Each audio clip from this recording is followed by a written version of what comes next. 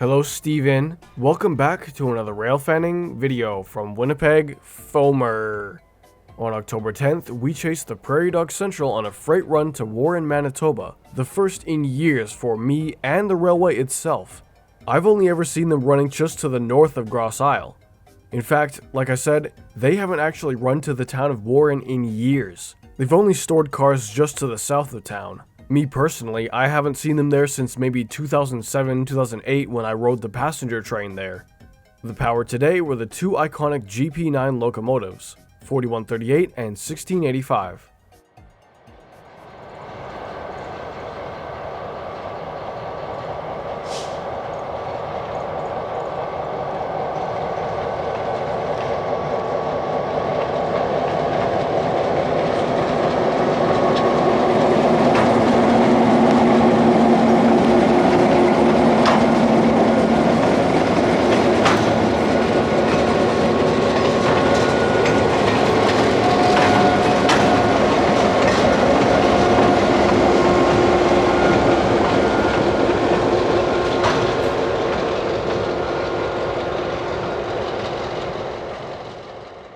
Here's the train rolling through the town of Gordon, Manitoba.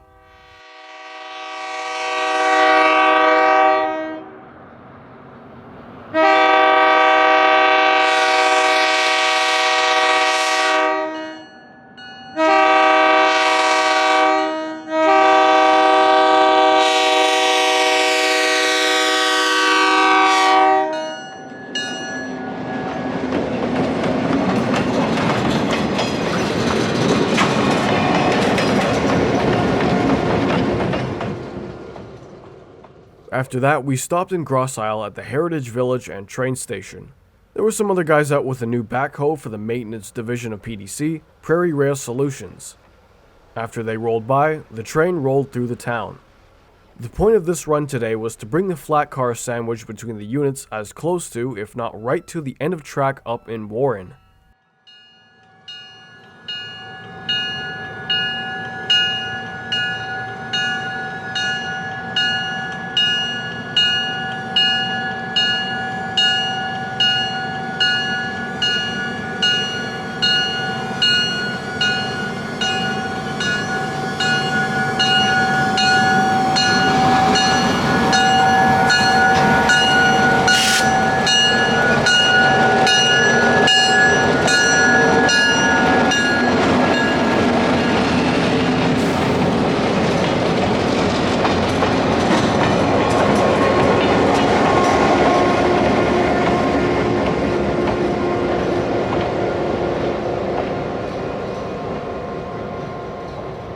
Here they are again passing a gravel road to the north of Grassie.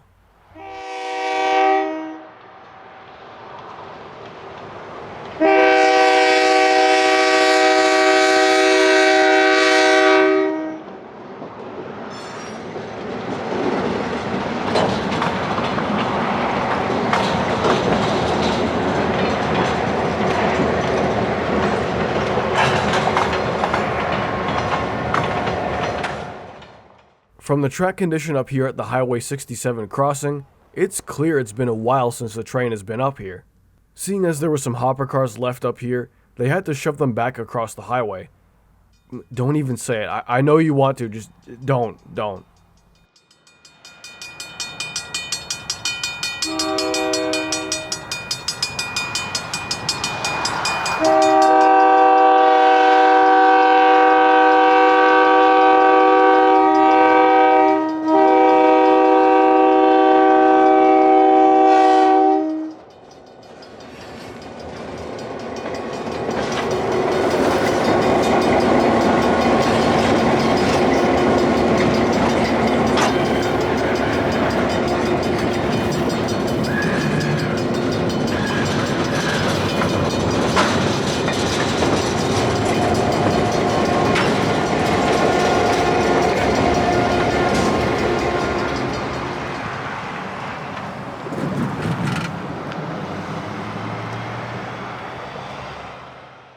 Another hopper car was sitting just outside the center of town that they coupled up to and pushed into town. We set up at the south elevator switch beside Warren Park to watch them pull into the Heritage elevator. The track speed around here is roughly 5 miles an hour, preferably less.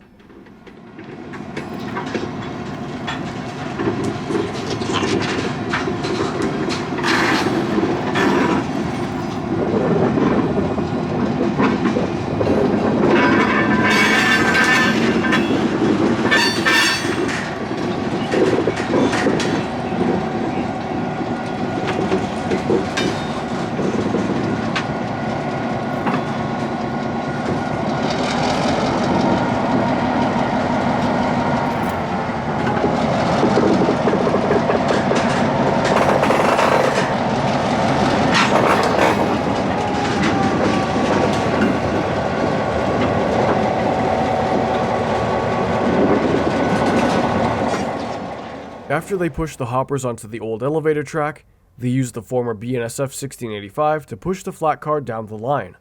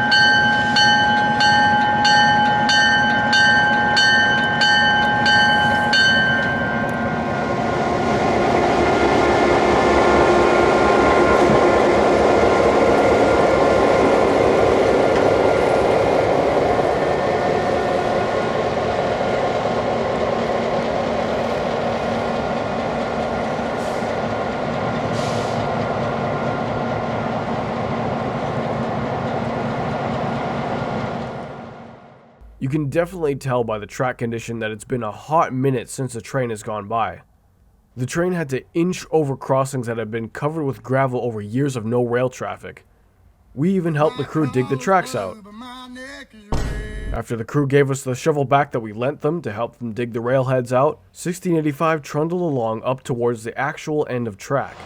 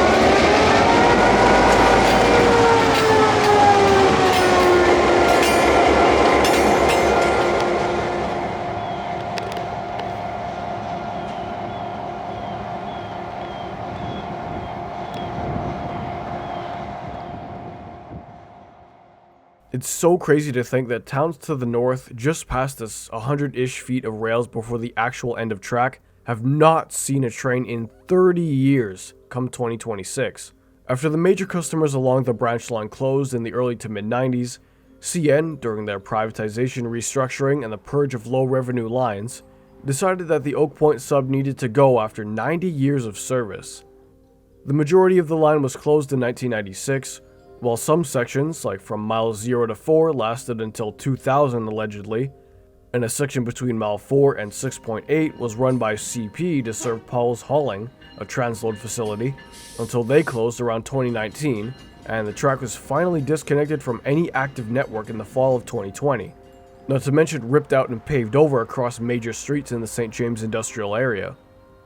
Anyways, here's 1685 passing the former Manitoba Pool grain elevator, preserved as a heritage site.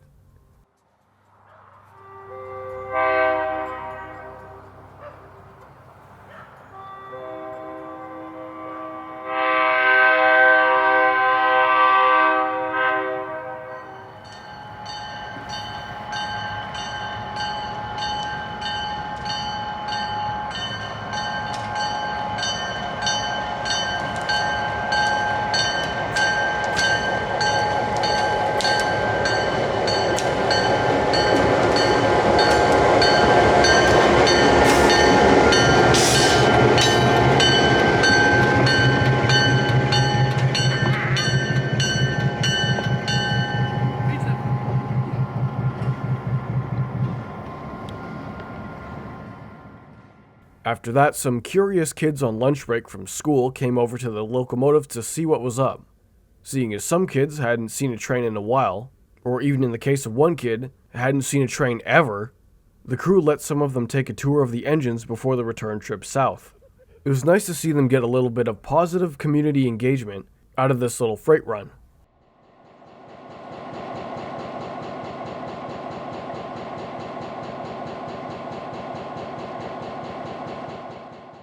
As a bonus segment, we headed east to Selkirk to catch the CP local head back down to Winnipeg. Beforehand, we ran into a pretty interesting face. Gerdoa Mare Steel 1456, an SW900, was actually numbered 0000 for some time as the CN Transcona Yard Shop Switcher. PensyFan19 has a video on it on his YouTube channel. I recommend you give a watch.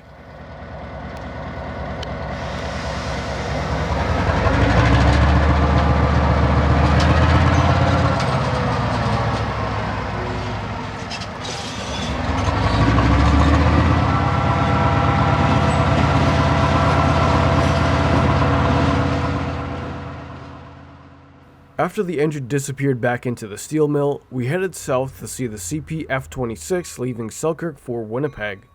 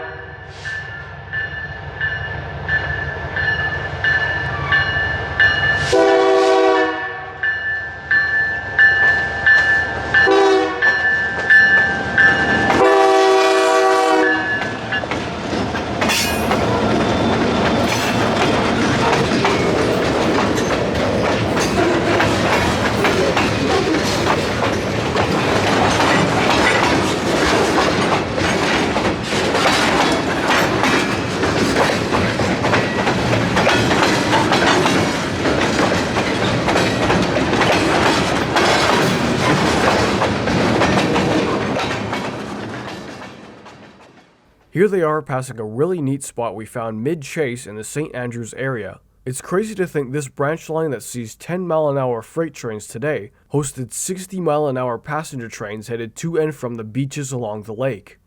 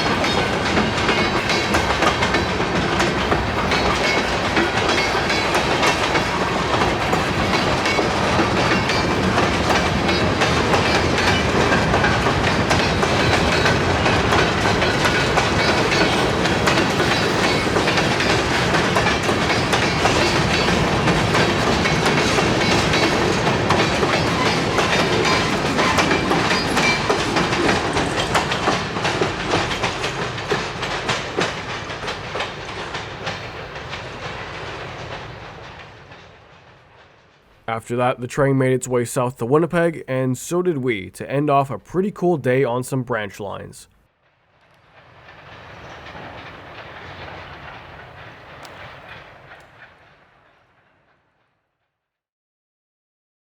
Six, seven.